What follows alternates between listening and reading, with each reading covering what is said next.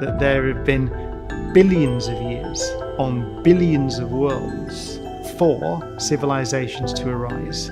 We see no evidence of any of them in the galaxy. The question is, where are they? By they, I mean aliens.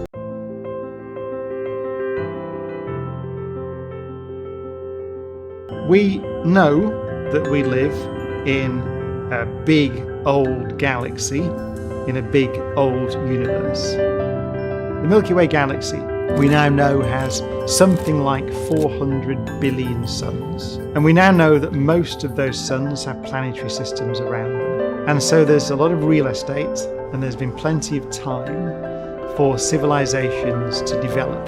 The Fermi paradox, at its heart, is the statement that, notwithstanding the fact that there have been billions of years on billions of worlds for civilizations to arise, we see no evidence of any of them in the galaxy. The question is, where are they? By they, I mean aliens. And let's say that they choose, perhaps for good reason, let's say they choose to remain hidden because they don't want to draw attention to themselves. Let's say it's inevitable that if you think about it carefully and you think there are other advanced civilizations out there, then you choose to remain silent. You hide yourself as best you can. Maybe that's a logical thing to do. I find it difficult to believe, given human history, that that's the way that intelligent civilizations behave. We certainly haven't made any attempt to remain hidden so far. We broadcast radio signals out to the stars. We've launched on our space probes, like Voyager, pulsar maps in that case. We've tried at every opportunity to broadcast our existence. Let's think, for example, what such an intelligence might look like. Well, who knows? They could have sent nanomachines to our solar system. There could be probes all over the place. But if they're the size of an iPhone, then we'd have no way of detecting them. So it could be that the technology of a sufficiently advanced alien species, a civilization, is so beyond anything we can comprehend or detect that we haven't seen it. And that's certainly entirely possible.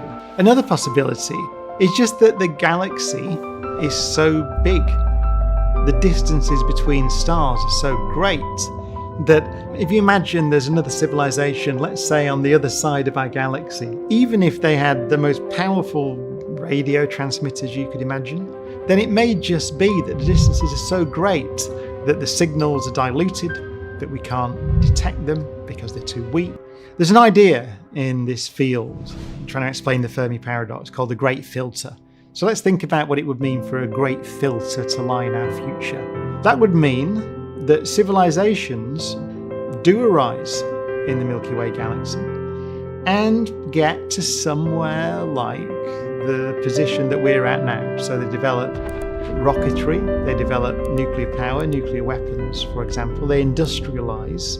But then there's a filter in the future that stops them becoming true spacefaring civilizations.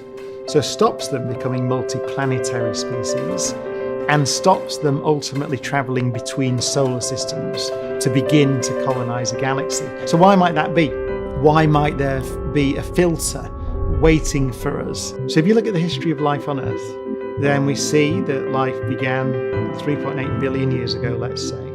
But then we see for the best part of 3 billion years on this planet that there's nothing more complex than a single cell, that it takes 4 billion years from cell to civilization. Then I think there may be very few planets in a typical galaxy which are stable enough for long enough for that process to proceed. I think there's one civilization in the Milky Way galaxy, and there only has ever been one, and there might only ever be one, and that's us, which, by the way, means that we have a tremendous responsibility not to mess this up. That means the Earth is the only island of meaning in a sea of 400 billion suns. And so if we destroy this, we might destroy meaning in a galaxy forever. If you look back through our recent history, there have been several occasions that we know about where we came very close to destroying ourselves, or at least setting us back to the Stone Age.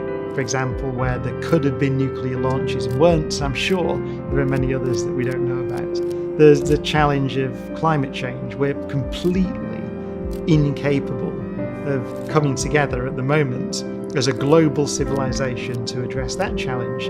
That could set our civilization back. So it might just be almost a law of nature.